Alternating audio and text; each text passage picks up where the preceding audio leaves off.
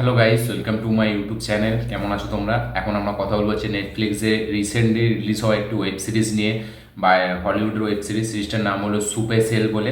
এটি কালকে 28 তারিখে রিলিজ করা হয়েছে নেটফ্লিক্সে, সরি 27 তারিখ। তো এই সিরিজটি দেখলাম, কীরকম লাগলো এই ওয়েব সিরিজটি সেটা নিয়ে কথা বলবো। চলো ভিডিওটা শুরু করা যাক। তো কেমন হলো এই ওয়েব সিরিজটি?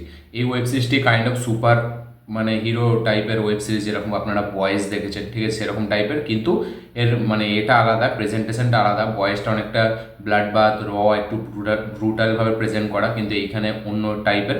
এবার এই সিরিজের গল্পটা হলো যে কিছু সাউথ লন্ডনে কিছু মানুষ আছে যাদের কাছে সুপার পাওয়ার্স আছে, এটা তারা ফিল করছে। এবার তাদের মধ্যেই একজন, ঠিক আছে, তার কাছে একদিন সে ভবিষ্যতে চলে যাচ্ছে কোনোভাবে, এবং সেখানে গিয়ে জানতে পারছে যে ভবিষ্যতে তার একটা কাছের মানুষ সে মারা যাবে, এবং তাকে আটকানোর জন্য কিছু মানুষ আছে, 5জন মেম্বার আছে, তাদেরকে নিয়ে একসাথে হয়ে একটা অর্গানাইজেশন আছে যাদের বিরুদ্ধে লড়তে হবে, যাদেরকে হারাতে হবে, তবেই সেই ফিউচারটা পাল্টাবে, তবেই তার কাছের মানুষটা বেঁচে থাকবে, না হলে মরে যাবে। এই ভাবে সে ফিউচারে যায় এবং ফিউচারে এটা জানতে পারে।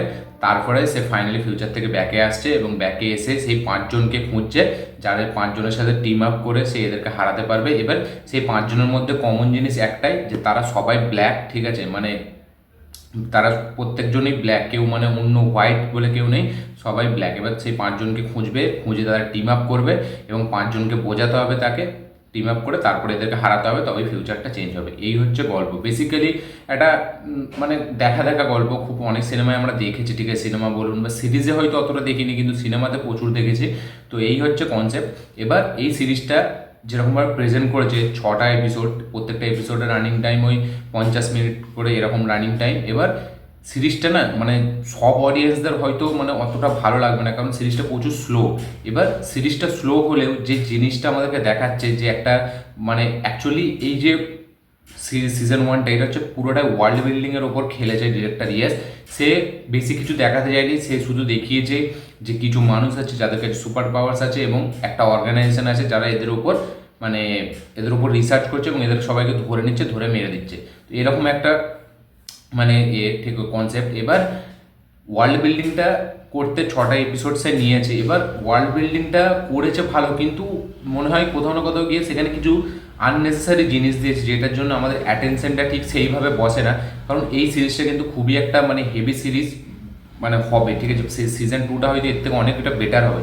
এবার সিজন 1টা যেহেতু ওয়ার্ল্ড বিল্ডিংয়ে ফোকাস করেছে ডিরেক্টর, এবং যেভাবে প্রেজেন্ট করেছে খুবই স্লোভাবে, ঠিক আছে, এক একটা জিনিসকে একটা ডিটেলিংকে সামনে নিয়ে আসছে, এবং ডিটেলিংগুলো সামনে আনার জন্য সে অনেক ব্যাক থেকে খেলছে। এমন নয় যে সে ডাইরেক্ট কোনো জিনিসকে লিঙ্ক করছে, সে একটা ক্যারেক্টারের তার অনেক কিছু স্টোরি দেখাচ্ছে, তার যে লাইফে ইস্যু চলছে, যে প্রবলেম চলছে, তার ইন্টারনাল, তার ফ্যামিলির যেসব সব রকম প্রবলেমকে আস্তে আস্তে আস্তে আস্তে নিয়ে এসে এক জায়গায় জোড়াচ্ছে, তারপরে এদের 5জনকে এক জায়গায় করছে।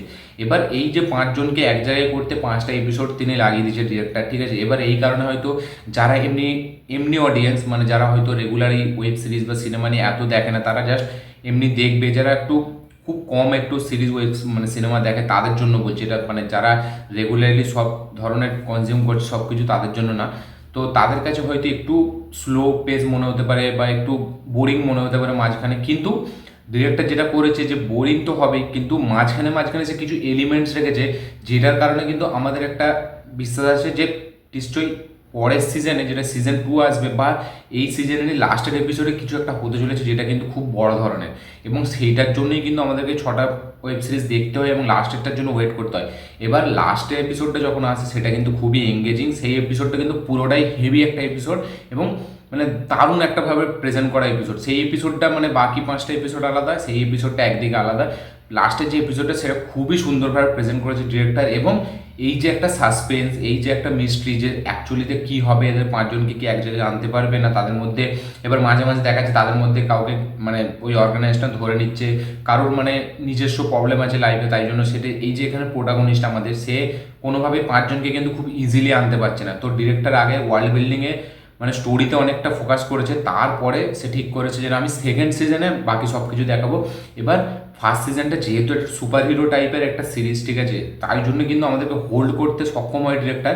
এবার যাদের একদমই এই যে ওয়ার্ল্ড বিল্ডিং বা এইসব নিয়ে কোনো অতটা নেই, তারা কিন্তু এই সিরিজটা হয়তো খুব ফাস্ট ফরওয়ার্ড কেটে কাটা হয়তো দেখে নেবে, ঠিক আছে, বা হয়তো অনেকজন দেখবে না, যেহেতু অনেকটা স্লো পেস এবং 50 মিনিট করে এক একটা ওয়েব সিরিজ, তাই জন্য অনেকজন হয়তো দেখবে না। কিন্তু আমার বলবো, আমি এই সিরিজটা যদি আমি ওয়ার্ল্ড বিল্ডিং হিসাবে দেখি, আমার কিন্তু বেশ ভালোই লেগেছে। ঠিকঠাক বলবো, আমি এমন বলবো না যে এক্সট্রা অর্ডিনারি বা ছিটকে গেছি বা একটা ব্যাপক কিছু দেখে নিচ্ছি, এরকম না। মানে একটা ঠিকঠাক ওয়ার্ল্ড বিল্ডিং হিসাবে আমি যদি দেখি, ঠিকঠাক বলবো।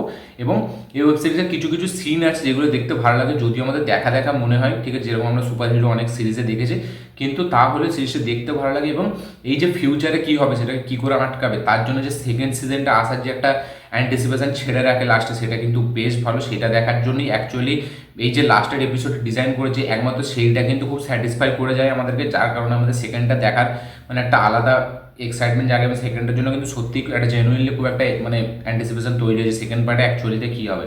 এবার আমার মনে হচ্ছে প্রধানত কথা কি, এই যে ব্ল্যাকদের ওপর যে ব্ল্যাক আর হোয়াইটদের যে সমস্যাটা ছিল, প্রবলেমটা আগে ছিল, ব্ল্যাকদের ওপর অত্যাচার করে তাদেরকে স্লেভ বানানো, এইসব যেরকম আরও সিনেমাতে আমরা দেখেছি, আমার মনে হচ্ছে প্রধানত কথা ওই একটা কনসেপ্ট এই সিরিজটায় থাকতে চলেছে, যেটা আমরা পরে আস্তে আস্তে দেখতে পাবো একটা ওইরকমই অ্যাঙ্গেল। না হলে পুরোটা সবই যে কটা সুপার হিরো সবাই ব্ল্যাক হতো না, আমার এটা মনে হলো যে ব্ল্যাকই কেন সবাই। এবার নেক্সট সিজন হয়তো আমরা সেটা দেখতে পাবো। কিন্তু আমি যদি এটা ওভারঅল এই সিজন 1টাকে বিচার করি সব অ্যাসপেক্ট থেকে, ঠিক আছে, মানে এখানে যেরকম অ্যাকশন সিনস বলুন, বা যেরকম ওই ড্রামা, বা যেরকম কি বলবো কমেডি ফমেডি, বা যে কমেডি খুব একটা নেই, ঠিক আছে, কমেডি নেই বললেই চলে, এটা পুরো একটা সিরিয়াস টপিকের ওপর ইস্যু মানে ইয়ে করে, তার সাথে সাথে কিছু নিজস্ব কিছু ক্যারেক্টারের তাদের পার্সোনাল প্রবলেম দেখিয়েছে। এবার ওভারঅল আমার এই সিরিজটি একটা ডিসেন্ট, আমি বলবো লাস্টের এপিসোডের জন্য আমার কাছে স্যাটিসফাই হয়েছে। বাকি ওভারঅল যে লাস্টের এপিসোডটা ওরকম না হতো হয়তো আমারও ভালো লাগতো না, কিন্তু লাস্টের এপিসোডের জন্য আমার স্যাটিসফাই মনে হয়েছে। এবং সিরিজটি কিন্তু একটু যদি ধৈর্য করে দেখে নেন লাস্ট পর্যন্ত কিন্তু ভালো লাগবে, একবার দেখার পর বেশ মুখে একটা হাসি থাকবে, কিছু কিছু মুভমেন্টস যেগুলো আছে বেশ ভালো লাগে। এবং ভিএফএক্সের যদি কথা বলি, আমি ভিএফএক্স ঠিকঠাক বলবো, আমি খুব হেভি সেরকম বলবো না, কিন্তু ঠিকঠাক। তো ওভারঅল ওয়ান টাইম একটা ওয়াচ মানে সিরিজ, ঠিক আছে, যেটা ডিসেন্ট সিরিজ, আপনারা চাইলে দেখতে পারেন, নেটফ্লিক্সে অ্যাভেলেবেল আছে, দেখে কমেন্ট করবেন যে আপনাদের কেমন লেগেছে। যারা দেখেননি তারা এখন দেখেন, যারা দেখে নিয়েছেন তারা কমেন্ট করবেন যে আপনাদের কেমন লেগেছে। এবং আমার এই ভিডিওটি ভালো লাগে থাকলে লাইক শেয়ার কমেন্ট করে দিন। চ্যানেলটিতে নতুন এলে চ্যানেলটিকে সাবস্ক্রাইব করুন, বেল আইকনটি প্রেস করতে ভুলবেন না। দেখা হচ্ছে পরের ভিডিওতে, ততক্ষণের জন্য বাই।